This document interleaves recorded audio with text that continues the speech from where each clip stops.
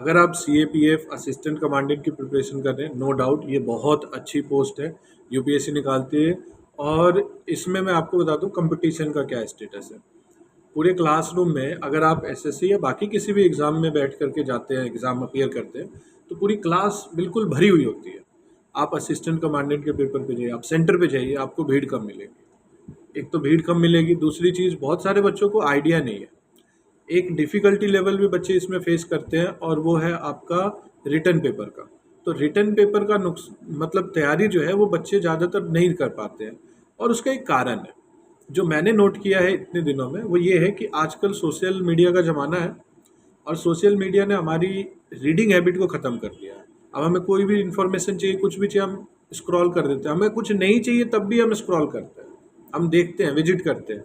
क्या है, आप एक बच्चे का मोबाइल फ़ोन का यूसेज उठा करके देखिए, 24 घंटे में से 12 घंटे, 8 घंटे, 7 घंटे, इस तरीके से मैंने तो यहाँ तक 16-17 घंटे भी देखा है मोबाइल फ़ोन का यूज़।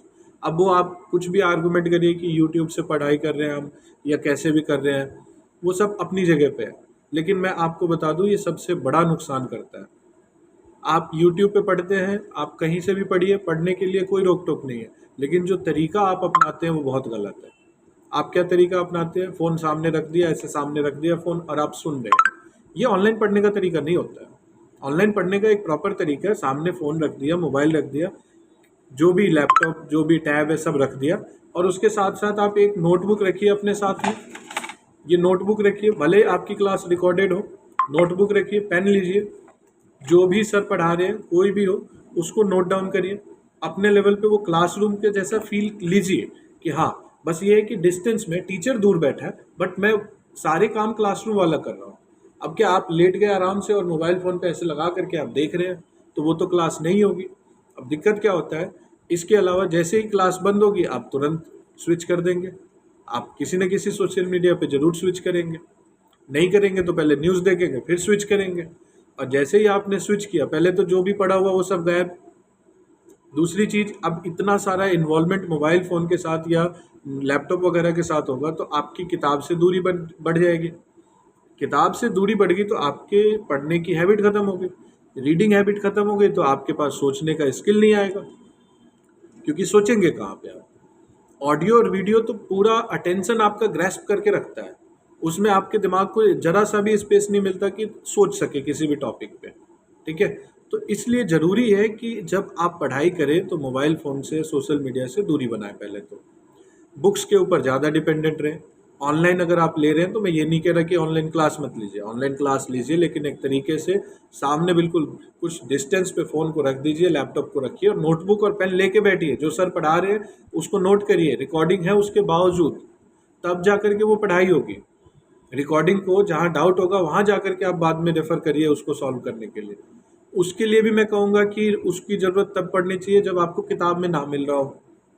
पहले तो आपको कोई भी डाउट हो रहा है तो उसको बुक में पहले सॉल्व करिए, बुक में ढूंढिए। बुक में जब आप ढूंढेंगे तो वो ज़्यादा समय तक आपको याद रहेगा।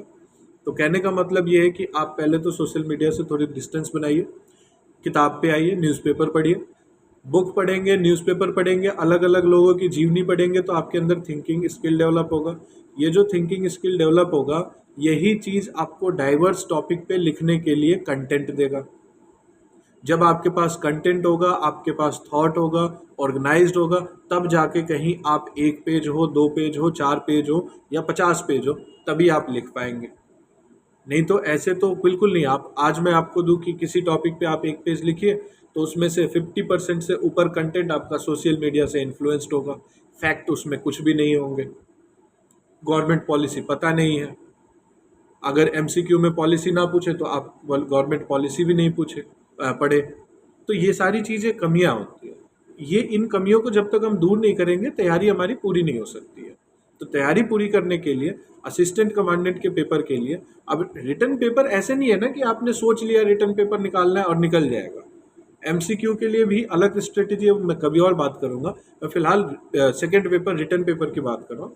तो सबसे पहले तो कंटेंट होना चाहिए लिखने का, उसके बाद में आप स्पीड के ऊपर काम करेंगे कि उतने गिवन पीरियड ऑफ टाइम में आप वो 4 ऐसे लिख पा रहे हैं कि नहीं लिख पा रहे।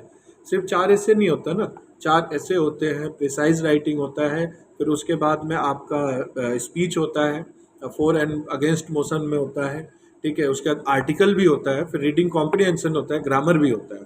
टोटल 6 क्वेश्चन होते हैं, और जो डिपार्टमेंटल होता है उसमें शायद 4 होते हैं। तो ये जो भी है, बट दोनों में कॉमन क्या है? एस्से। एस्से को compete करना है, या एस्से में अगर आपको अच्छा आना है तो मतलब उसका साफ है कि आपकी राइटिंग स्किल अच्छी होनी चाहिए।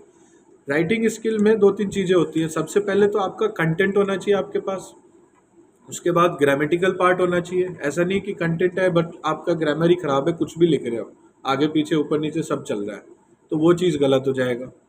तो आप न्यूज़पेपर पढ़िए, किताब पढ़िए, कंटेंट पढ़िए, तब जाके आपके पास कंटेंट आएगा, दिमाग में कंटेंट होगा, तब उसको आप धीरे धीरे ऑर्गेनाइज करोगे विद प्रैक्टिस।